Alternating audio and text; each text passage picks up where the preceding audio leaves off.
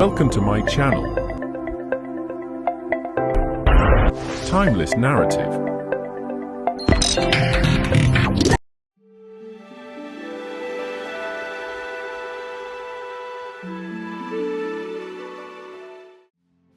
The late 19th century was a crucial moment for the Muslim community in British India, a time of political and cultural upheaval shaped by colonial policies and the increasing influence of Hindu nationalism. The Indian National Congress (AINC), long a central force in the burgeoning wave of Indian nationalism, found itself at odds with the growing tide of Hindu nationalism.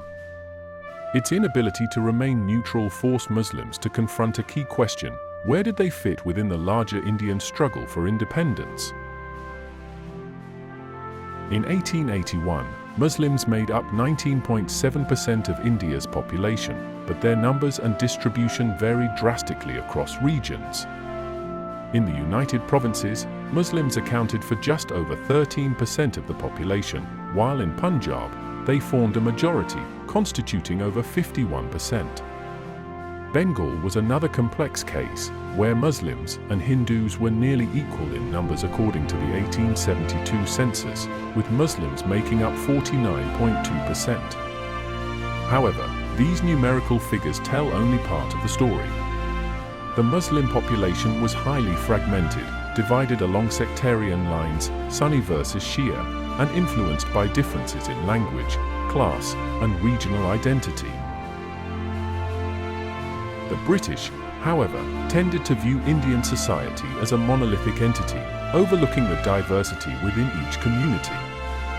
Their policies reinforced these divisions, and through their administrative strategies, they began to encourage a sense of distinct, religious identities. This process inadvertently helped consolidate a unified Muslim identity, particularly in response to the growing prominence of Hindu nationalism. As historian Mashirul Hassan observed, the colonial state's reliance on religious categorization fostered a sense of religious unity among Muslims, distinct from their Hindu counterparts. The colonial state census data, which began in 1872, served as a major tool in this process of categorization. These reports systematically classified the Indian population by religious community, shaping public perceptions of Hindu-Muslim relations. Despite British claims to neutrality, religion became a central feature in the political and social life of colonial India, creating a public divide that was not merely theoretical but had practical implications for access to resources, education, and political representation. As Hindu nationalism gathered momentum, particularly through movements like the Arya Samaj, the Muslims of India began to react. In regions like Punjab, the aggressive tactics of Arya Samaj leaders prompted a counter-mobilization among Muslims. Religious leaders, or ulama, became increasingly active in organizing rural Muslims, while urban elites in key regions like Bengal and the United Provinces began to see the necessity of political organization. Bengal presented a particularly complicated situation. Here, Muslims were divided not only by religion but by class and language. The urban elite, known as Ashraf, held closer ties to Persianized Islamic traditions, while the Ajlaf, or rural peasants, often spoke Bengali and had a more localized understanding of Islam. The spread of Islam among Bengal's peasantry was a gradual process, shaped by local customs and a blend of Islamic and indigenous traditions. While the Ashraf elite tended to look down upon the rural Muslims, the latter developed their own sense of identity, one that was rooted in the syncretic culture of Bengal. Despite this rich history, Muslims in Bengal faced severe educational and economic disadvantages. By the mid-1870s, only 29% of Bengal's school-going population was Muslim, and their representation in higher education and government positions was minimal. A deep divide emerged between the rural Muslim majority, who preferred traditional religious schooling, and the urban elite, who pushed for Western-style education, which was often alienating to the rural population. The British colonial education system, focused on English and Western learning, had little appeal to a peasantry more accustomed to local schools like maktabs and madrasas. In contrast, the Muslim elite in northern India, particularly in the United Provinces, had deeper connections to the Mughal aristocracy and, at least in the early stages of colonial rule, held more political power. However, as the British began to favor English over Persian, the Hindus, who more readily adapted to the changes, began to dominate in the public sector.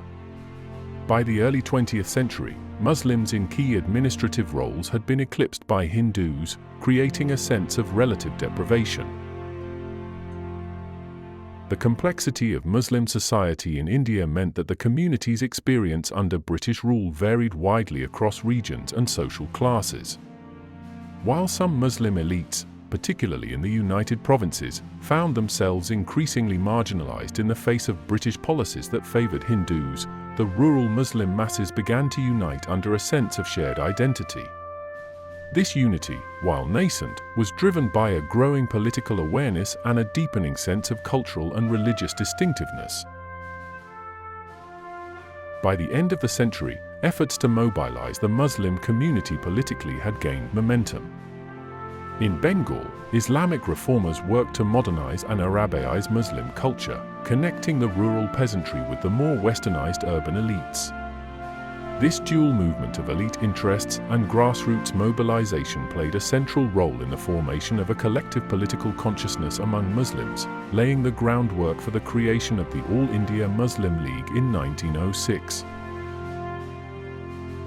The formation of the All India Muslim League marked a turning point in Muslim political life in India. The political landscape of colonial India was forever changed as Muslim leaders sought to safeguard their community's political rights and maintain loyalty to the British Raj. The political activism that had started with local organizations such as the Mohammedan Association in Bengal in the mid-1800s, aimed at securing a fair share of political power, slowly evolved into a more robust and organized political force.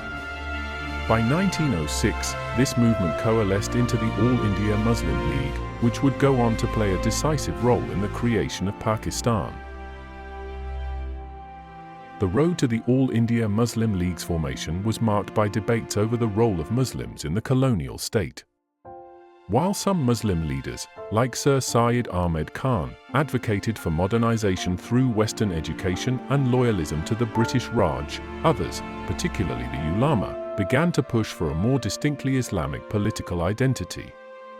This shift was evident by the late 1880s, as Muslim leaders sought separate political rights to ensure that their community would not be overshadowed by the Hindu majority in any future political settlement.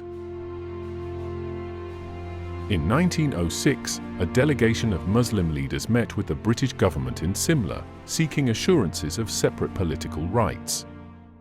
The success of the Simla deputation energized the Muslim community and marked the beginning of a new phase in Indian politics.